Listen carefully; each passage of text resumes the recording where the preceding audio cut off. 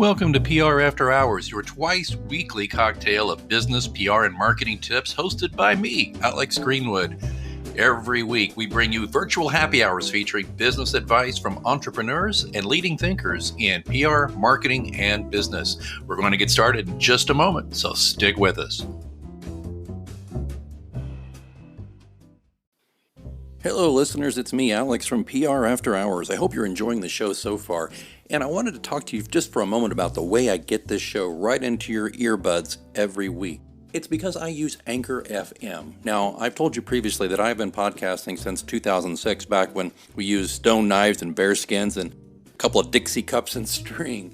Anchor FM has really streamlined this and made it simpler for people who don't know the first thing about setting up a podcast or don't have, time to learn all the pro tools and stuff, because it's all right here. First thing it's important to know is it's free.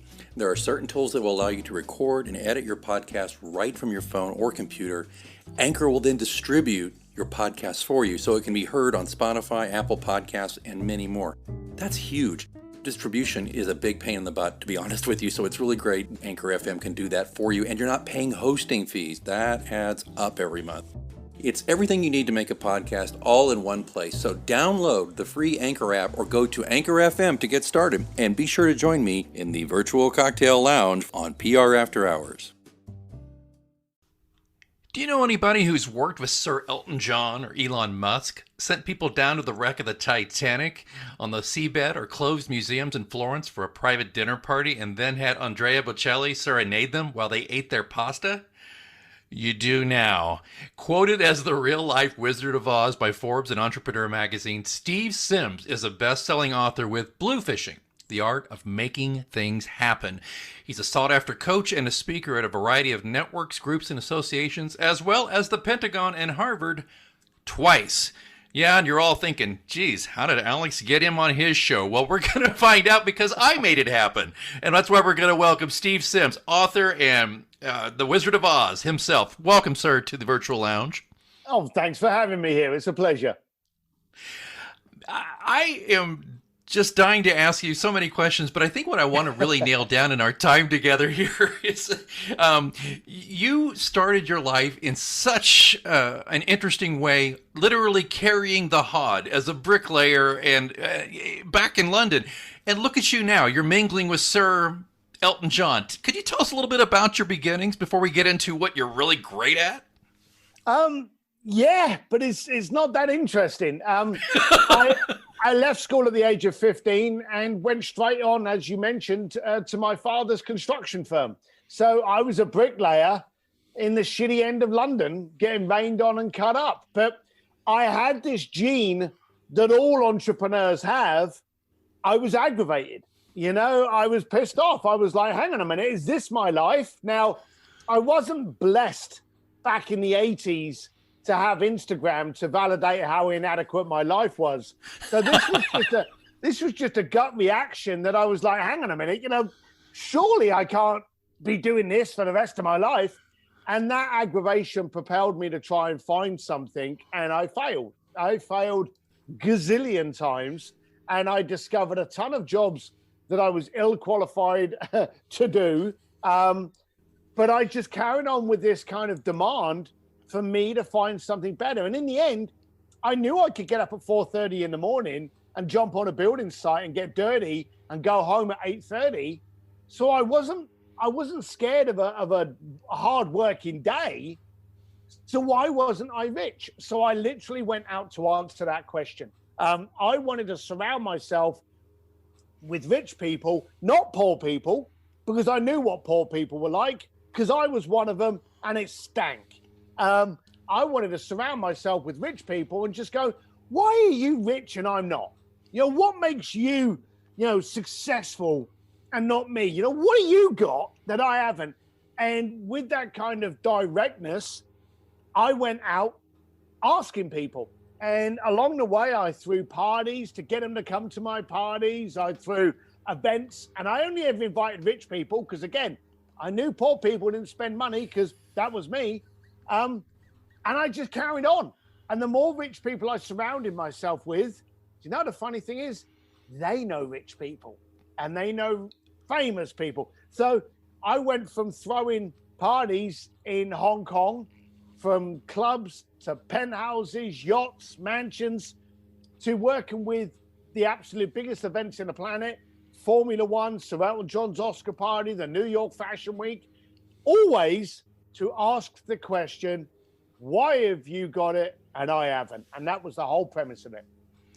Yeah, but you make it sound as if, this was usual, and it certainly wasn't, because you grew up with a mindset of, look, we're poor. That's all we're ever going to be. Get it out of your mind. We're not ever going to have abundance. Isn't that so?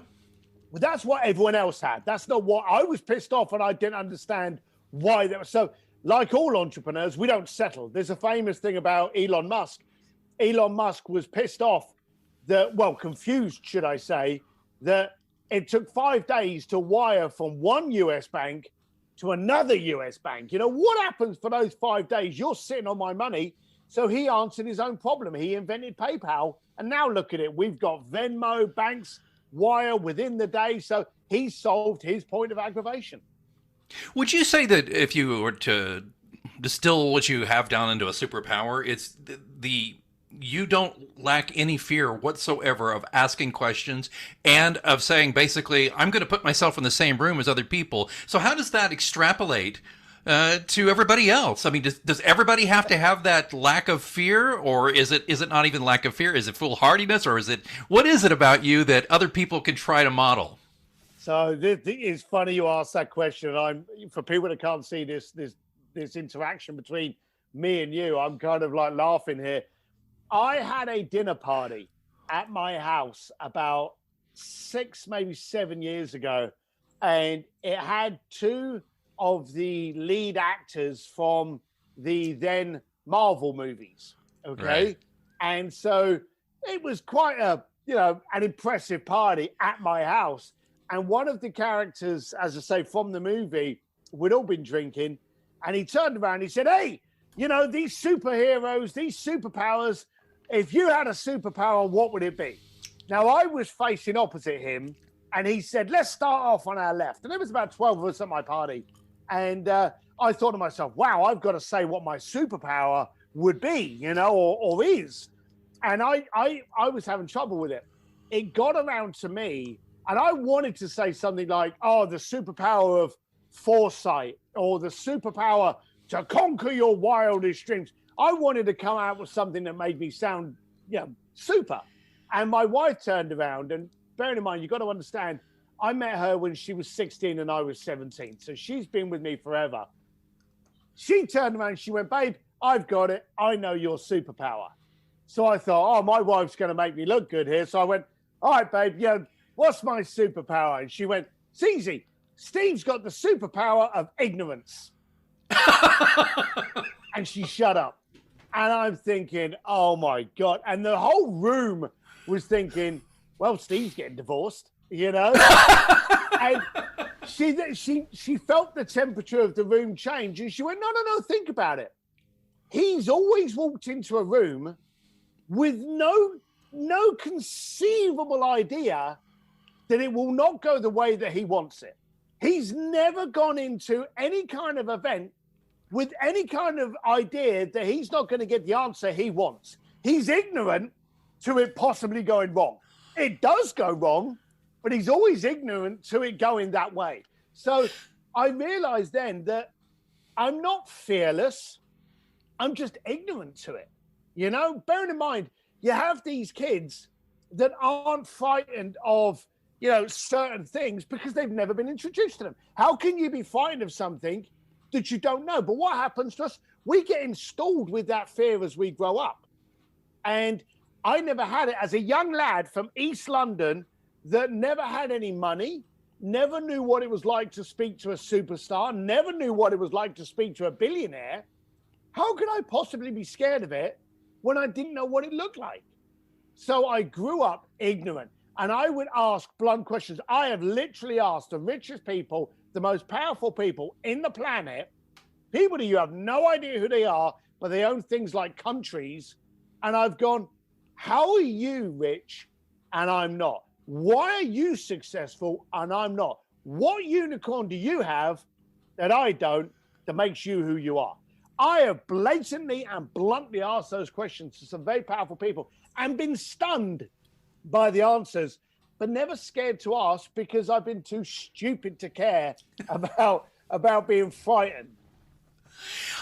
I bet it's incredibly refreshing for these folks who are extraordinarily accomplished to get that kind of candid question.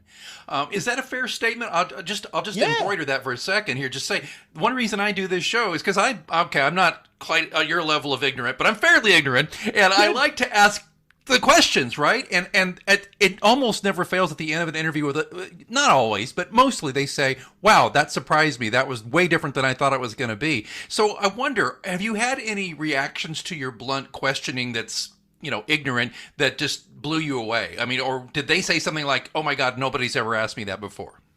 Most of them have actually said no one's ever asked me before. And I was at an event with a very powerful San Francisco, silicon giant. And we were going to go out for dinner that night.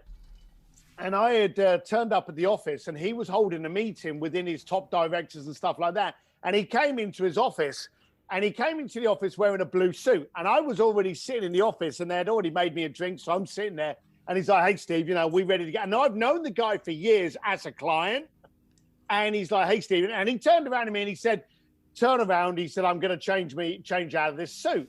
All right. Fair enough. We were that friendly by then.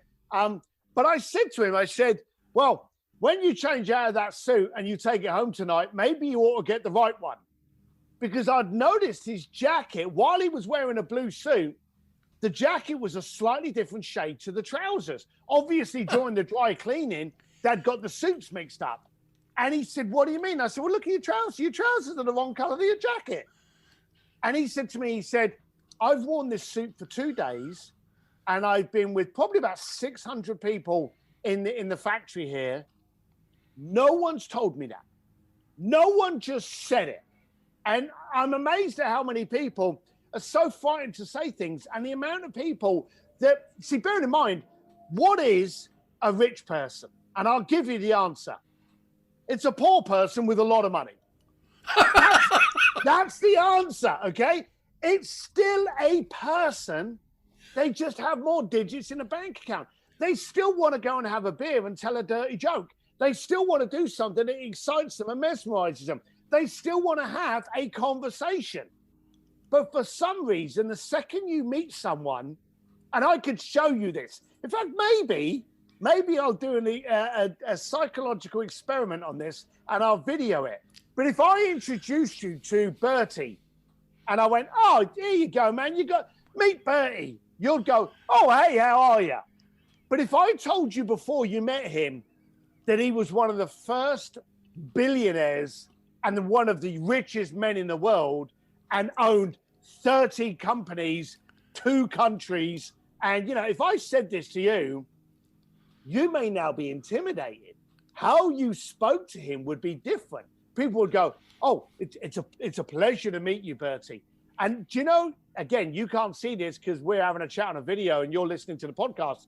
But the amount of people, when they meet people in a position of power, they actually bow. Now, if you don't think this is true, watch the Oscars when they do the red carpet and celebrities go over to take little selfies with the crowd. They bow, they lower their head psychologically. And I don't know why, but it's still at us that when we meet someone in a position of power, we change the way we interact with them and we lower our head. We lean in and go, oh, it's a pleasure to meet you. And psychologically, we actually lower our head. It's weird.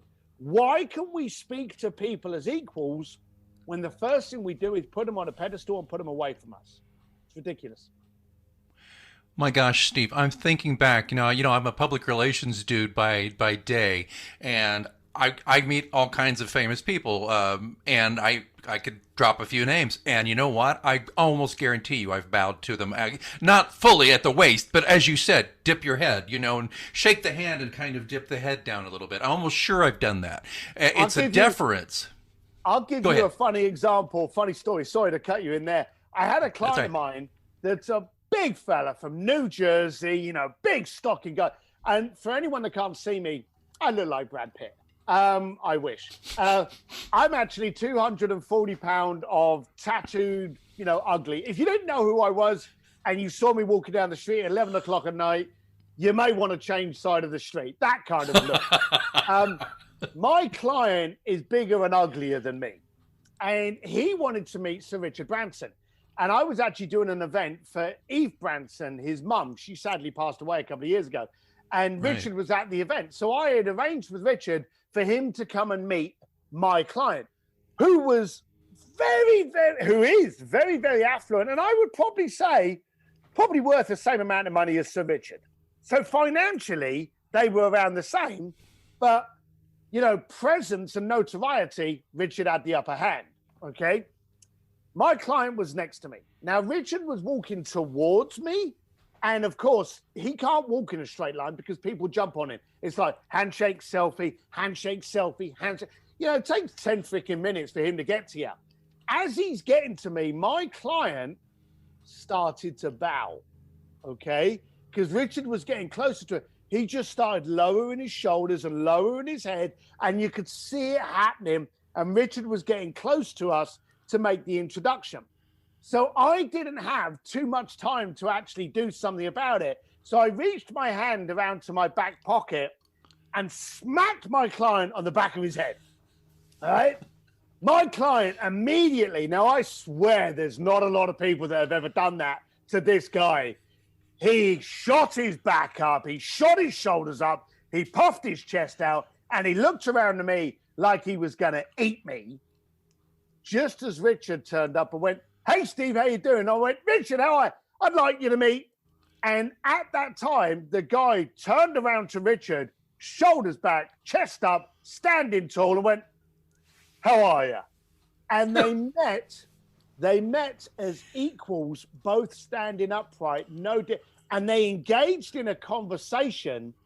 And it took a few minutes, I've got to be honest with you, for my client to simmer down from the smack that I'd given him to the realization as to why I did it. And then afterwards, he said to me, "I started to fucking bow, didn't I?"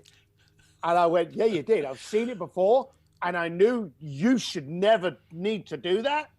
But it was the only way to correct your stance." And he was like, it was funny. He said, "Thank you so much, but don't ever do that again." And I said, "Well, if you do it again, I'll do it again." But, but it's amazing how many people actually do change their body the second that they meet someone. You want to have a conversation with them, and then you're the ones responsible for screwing up the ability to meet them as an equal. Especially people who are famous. There's a difference. I think you correct me if I'm wrong. There's a difference between wealthy and famous, though. If there's somebody is merely wealthy, that's one thing. But if they're famous, come on, let's admit it. I mean, I'm a PR guy. I know this. They get flipping tired of constantly having to be on and all of these things. So is there a different strategy for famous and wealthy, or do you just treat everybody the same? So for a start, I treat everyone the same. Okay. Everyone is a person. Okay. Everyone has a story. Everyone has a scar. If they don't have a story, if they don't have a scar, if they don't have failings, if they haven't made mistakes, I'm not going to be having a conversation with them in any case. Okay. Because they're not going to be interesting to me. Okay. Right. But when famous people, and you've been in PR, as you say, so you've seen this. When you're next to someone that's wealthy, they can be unknown, Yes. So, and I've always loved, there are people that could own the street that the event is going on, but no one knows who they are, and that's great. And then you've got famous people, and that's why you see a lot of famous people take drugs, lose all of their money, lose all their relationships, because fame is fleeting and fame is toxic. But you get a lot of people that are famous, and people come up to them. Now, as the person's coming up to them, and we're now going into the how to communicate with people, okay? Right. As people walk up to a famous person, the famous person knows you want something. Right. See, let's be honest. If I phone you tonight at 8 o'clock at night, you can guarantee before you've answered the phone, I want something, okay? Because when someone phones another person, they may want a chat. They may want to just check in with you. They may be wanting to be on your podcast. They may want an introduction from you. But when someone reaches out to you, no matter how it's done in life, you can be absolutely 100% sure they want something. Now, as a famous person, that stood there going, what is it? Do they want me to endorse that product? Do they want a selfie? Are they going to tell me how they love my latest movie? It's all these kind of things. Now, all of this is going on in their head. You just want a selfie. These people are confused as hell. And the other downside, and you know this from PR, people walk up to you and they go, oh, Richard, how are you? And you're now thinking, shit, do they know me? Have I met them somewhere? Are they a relative or a friend of someone that's a friend of mine? All of this is going on in their head. So here's a tip. Whenever you meet anyone that's in any kind of profile, famous, no matter what level of being known they are, you do this. You go, hey, Steve, how are you? You don't know me. And you say that. Straight away, the person can calm down and go, oh, okay, that's okay. I don't know you. You've let me off the hook there. I can stop thinking. And then you say, I wondered, could I get a selfie with you? Could I talk to you about this? You state clearly why you have approached the person. It relaxes the other person, okay? And they go, oh, you just want a selfie? No worries. They can be a lot calmer. But how many times do you see people go up and they go, hey, how are you? And the celebrities go like, well, who the fuck's this? And then the other person walks away going, well, that person was an arsehole. They didn't even communicate with me. They were so offish. No. You just put them on the spot.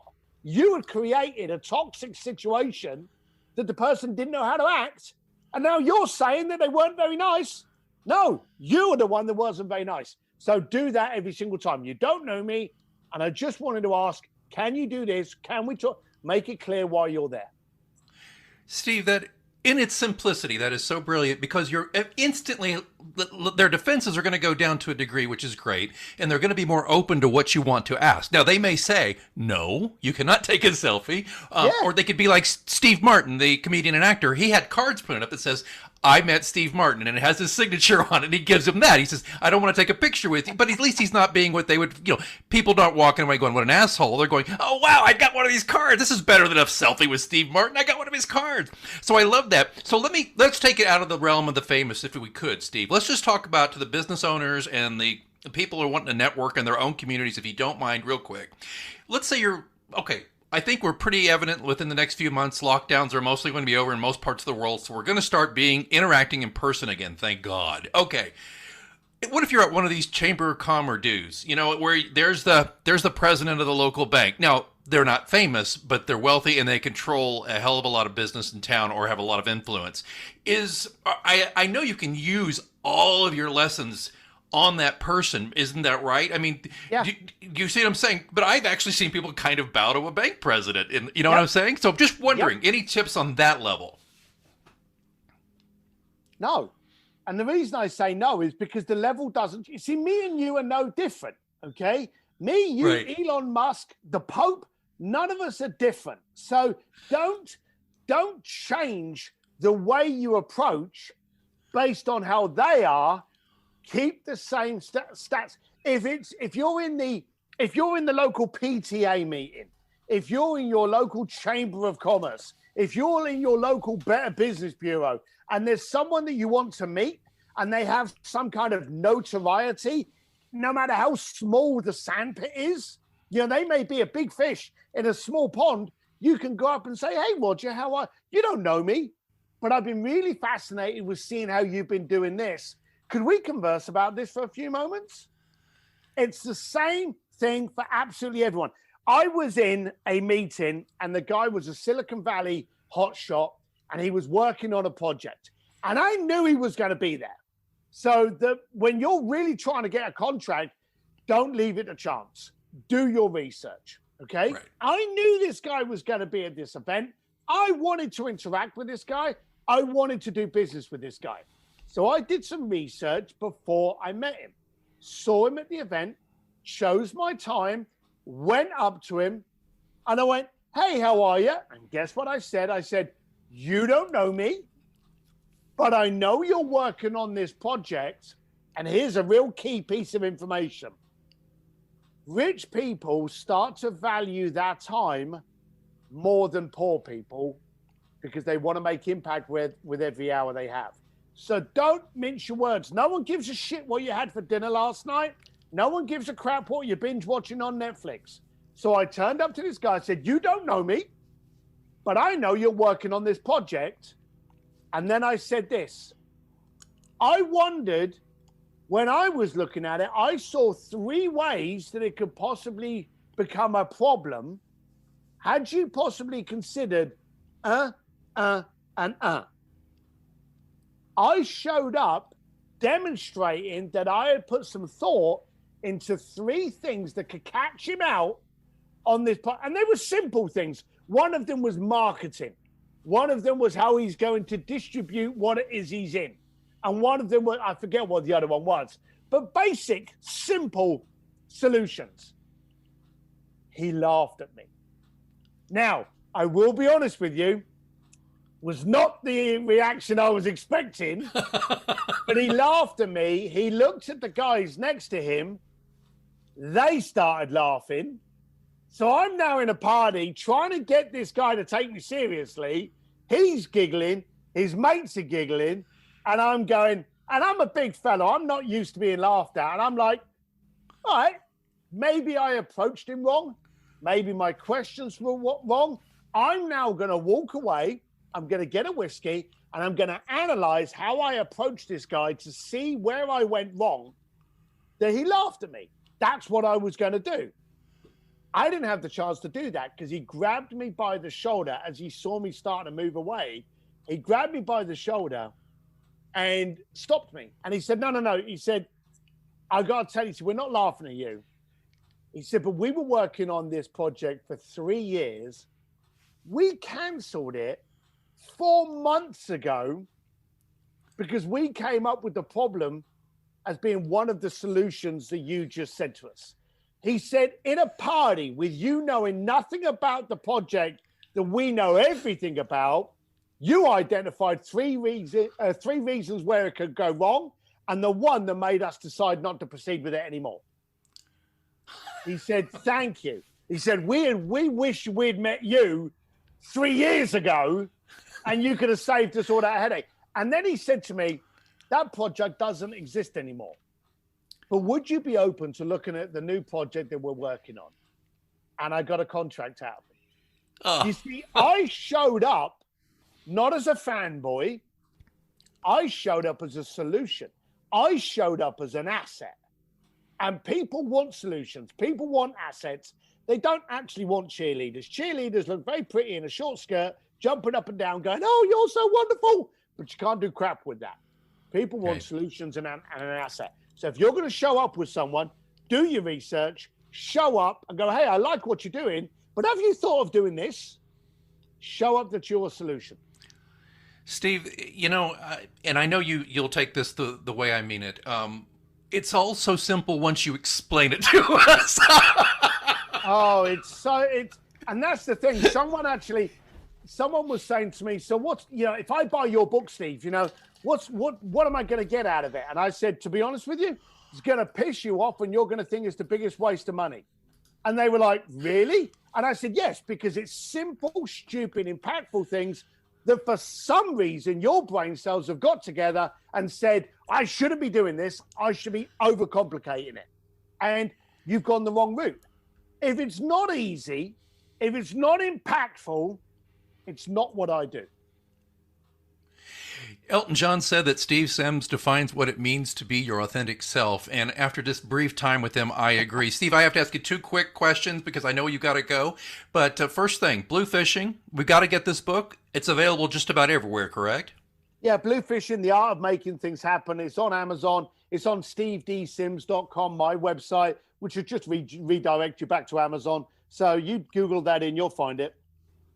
And real quick, and maybe that's not exactly what you're talking about today, but what is Sims Distillery? Sims Distillery is my inner circle. It's for those aggravated, disruptive creators that actually want to do things a bit differently and build up a different support system. I call it the Hogwarts of the amazing entrepreneurs. We do videos that they're in there for your own library consumption at later dates, but we do private AMAs. So you actually get to interact with me. You get to tell me what your problem is, and I get experts to come in and answer those problems with you live on the line so that we can actually help you. So Sims Distillery is my inner circle for those aggravated oysters ready to make pearls.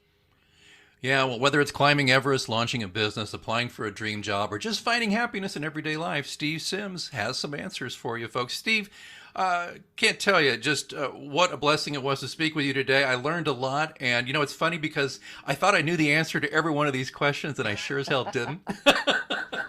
Well, thanks, Miller. It was fun. Time's flown. Thanks for having me. Hey listeners, are you considering new ways to build awareness for yourself, your clients, your brand, your business? Might I suggest the podcast option? The podcast option is actually my new ebook available exclusively on Amazon.com. In this fast reading book, I give you the benefit of my 15 years podcasting and broadcasting experience with stories, practical tips, and advice from hundreds of hours I've spent as a podcast host, producer, and guest. The podcast option is mandatory reading for those new to podcasting and a welcome addition to the veteran podcasters library. You can get the podcast option tips and tricks to make podcasting work for you exclusively on Amazon.com, or you can click on the link in the show notes or visit prafterhours.com. The podcast option, I hope you will choose it.